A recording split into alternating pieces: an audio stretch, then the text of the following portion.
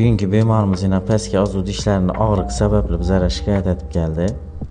Ko'rishlaringiz mumkin. Avval plomba qo'yilgan dishlarni. Past polniy infeksioniy bo'lib turibdi. Dishni yiringlab turibdi. Avval davolangan. Hozir endi ishlatamiz. Polniy ko'na plombalarni hammasini olib tashlaymiz. Kanalning ichini plombalarni olib tashlashimizdan boshlanma lechение etamiz. Birinchi dishni o'zini yaxshilab tozalab olamiz. Infeksiyadan, doshdan polniy tozalab olganimizdan keyin izolyatsiya etamiz. So'lakdan izolyatsiya etib bo'lganimizdan keyin ko'na eski plombani olib tashlab, kanallarni polniy ochib olamiz. Ildiz uzunligini o'lchab olamiz. Ölçüydigan aparatlari bor o'zini. Ildiz uzunligini o'lchab olganimizdan keyin shu uzunlik bilan ishlaymiz. O'tib ketmaslik uchun teyinda infeksiya bor, tozalab, ichini pustoy qo'yib qo'ydik. Teyindagi hamma yering bir yere yengil olishi uchun pustoy qo'yib, ustini baklab qo'ydik. Xudo xolasa 4-5